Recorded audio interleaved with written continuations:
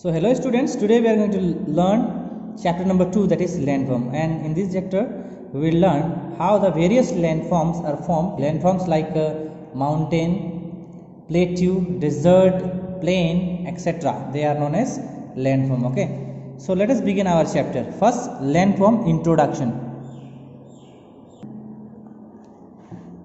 Here you can see our planet, the earth is a blue planet because 71% of earth is covered by ocean and 29% of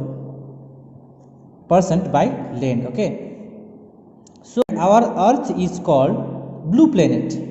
So why it is so? Why do we call our earth as a blue planet? Because most of the areas of the earth is covered by water, that is ocean, right? Here it is given 71% of the area of the earth is covered by ocean, so that's why it is called a blue planet, and rest 29% is covered by land. So students, you can imagine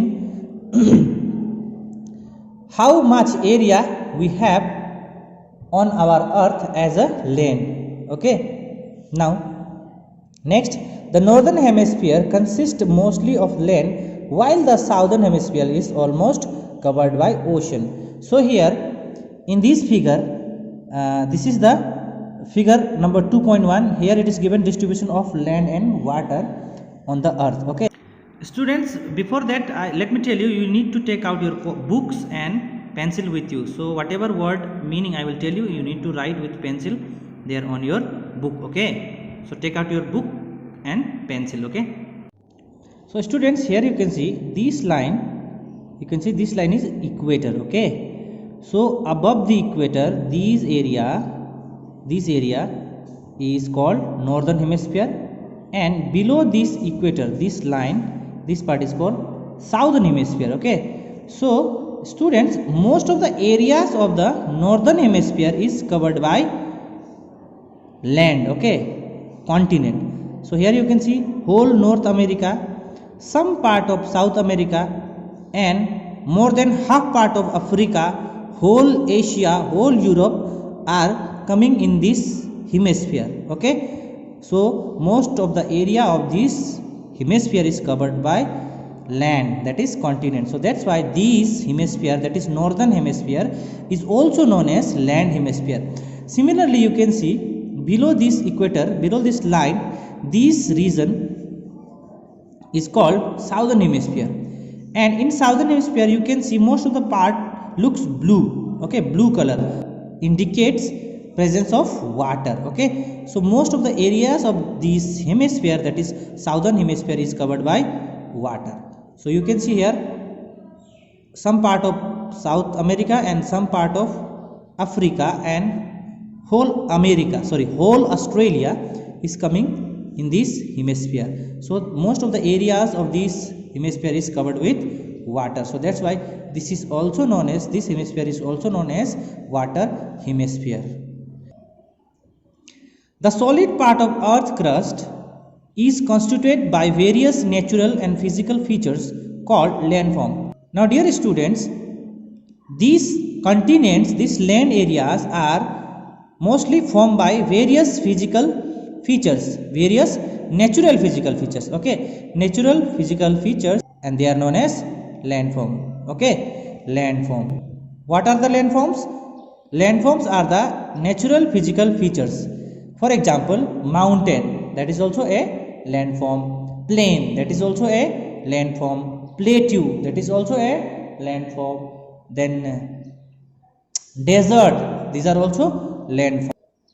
So landforms are nothing but they are the natural physical features. So students, let us move to the next point, that is formation of the landform. Now we have learned that landforms are the physical features, right? Natural physical features like mountain, valley, plain, plateau, desert. Okay, now how these landforms are formed, how these physical features are formed. So let us learn formation of landform. Formation of landform means how the landforms are formed. So here, the various landforms on the earth surface of the earth are produced by interaction of two processes These are external processes and the internal processes. So these physical features are formed by two processes. Okay, two processes. First one is external processes. So students, here external means outer, external means outer, and internal processes means inner processes. Okay, so here on the earth landforms are formed by two processes, that is external processes and internal processes. As I told you, external means outer, right, and internal means internal means what? Inner processes. Okay, so first let us see the external processes, and which is also called exogenic or external processes. It is also known as exogenic. So dear students, let us split this word and let us know the meaning of this word. Okay, so here exo means outside, exo means outside, genic means origin. So these processes origin outside, it means on the surface of the earth, not in the interior of the earth. Okay, this process works, or this process can be seen on the surface of the earth, on the surface of the earth, surface of the land. So that's why these process is also known as external processes or the exogenic processes.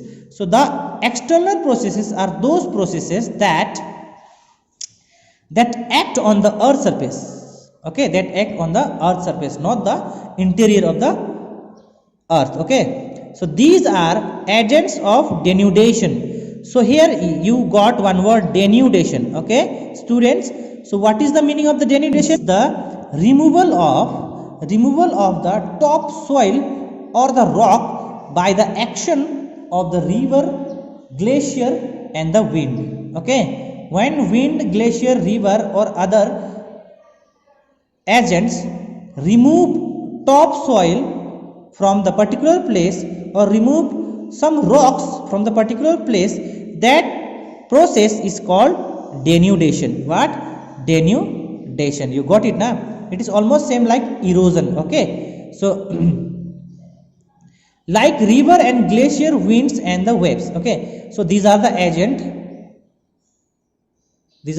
of the denudation. These agents wear down the rocks on the surface and produce different features like valley, lowland and ridges. So what these agents do? They wear out or wear down the rocks. They take out the rocks, they break the rocks and they change that area, or they produce different features like valley and lowland or ridges, etc. Okay, now next point, here you can see the external processes act very slowly and changes take place gradually over a long period of time. So dear students, these external processes, that is exogenic processes, okay, works very slowly.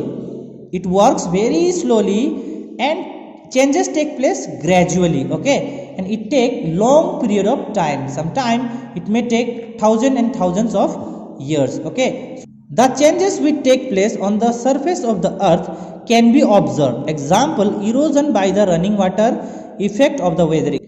So dear student, changes done by this external process can be observed, can be seen on the surface of the earth. For example, during flood or during rainy season, you can see the river get flooded, right? The color of the water of that river get changed.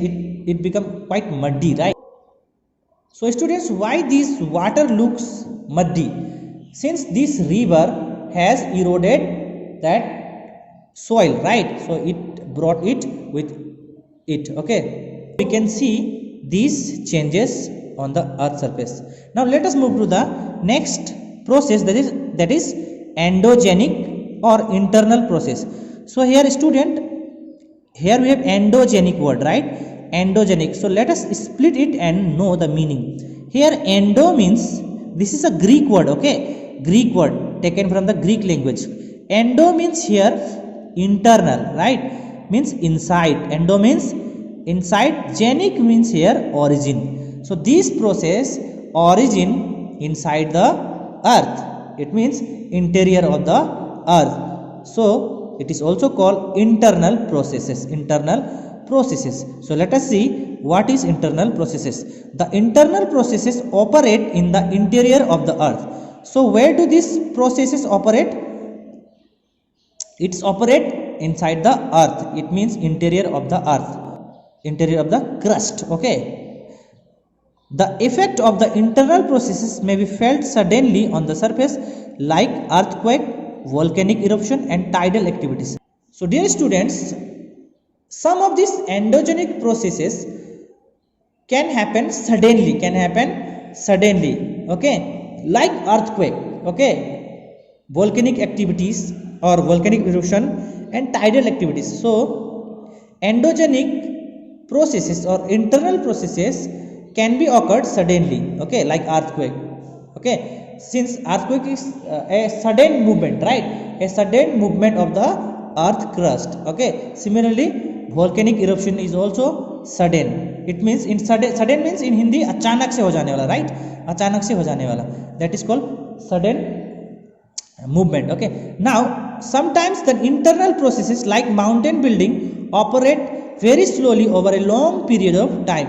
But my dear student, let me tell you, all the endogenic processes, all the internal processes are not sudden, okay, are not suddenly occur, okay. So sometimes especially building of mountain, okay, building of mountain takes long period of time. It operate very slowly, okay, very slowly.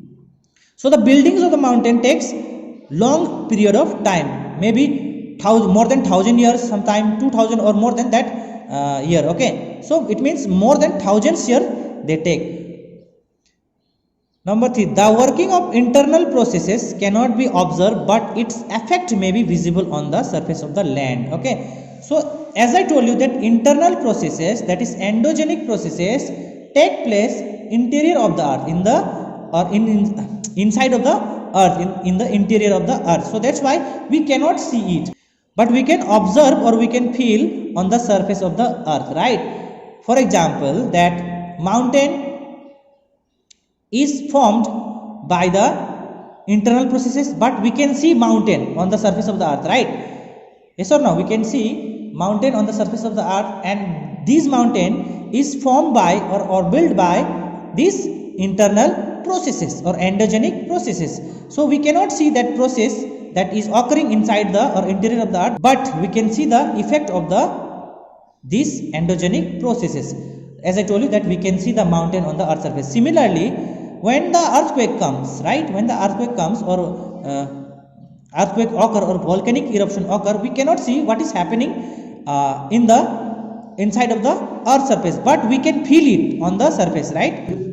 Everything like building, trees start shaking, right. So we can see it on the surface of the earth or we can feel it. So students, endogenic or internal processes cannot be seen, but its effect may be visible on the land. Hence endogenic movement may be slow movement or sudden movement. So what we can say from here, we can say that endogenic processes or the internal processes may be sudden, or sometime it takes long period of time, so it is called maybe slowly, okay, maybe slow, okay. So now, so students, endogenic processes are also two kind of processes. It means, dear students, endogenic or internal processes are also two kind, right, that is slow movements and sudden movements, slow movement and sudden movements.